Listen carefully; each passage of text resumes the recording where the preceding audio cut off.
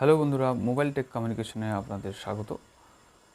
আজকের এই ভিডিওতে দেখাবো যে মোবাইলে থাকা অ্যাপ্লিকেশনগুলিকে কিভাবে আপডেট করতে হয়। আপডেট করার জন্য প্রথমে চলে যাব মোবাইল প্লে স্টোরে। মোবাইল প্লে স্টোরে ক্লিক করে নিলাম। ক্লিক করার পর ঠিক ডান দিকে উপরে এখানে একটা লোগো দেখতে পারবো, সেই লোগোতে আমরা কী করব, ক্লিক করব। লোগোতে ক্লিক করার পর একটি ইন্টারফেস খুলে যাবে।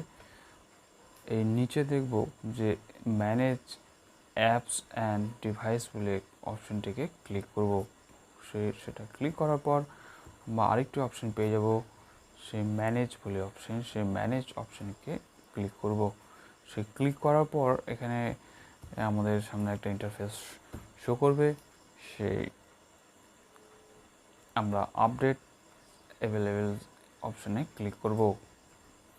এই আপডেটস অ্যাভেলেবেল অপশনে ক্লিক করার পর এখানে আপনাদের শো করবে রিসেন্টলি আপডেট কতগুলি অ্যাপ রয়েছে, সেই অ্যাপ আপনাদের সামনে শো করবে।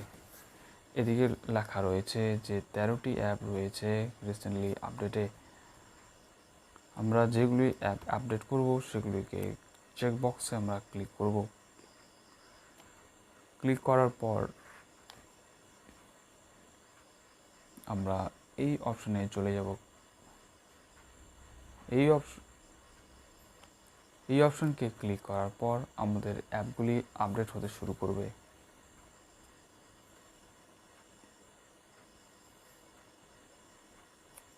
এই অ্যাপটি আপডেট হতে শুরু করেছে, মানে গুগল ক্রোম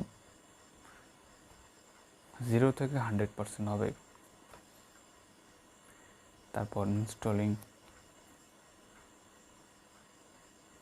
ইনস্টলিং কমপ্লিট হয়ে গেলে এই অ্যাপটি সম্পূর্ণ আপডেট হয়ে যাবে।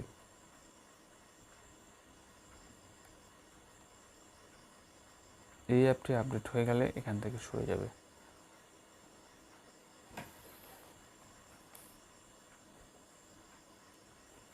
তো বন্ধুরা, ভিডিওটি কেমন লাগলো? যদি ভালো লাগে অবশ্যই লাইক এবং শেয়ার করতে ভুলবেন না।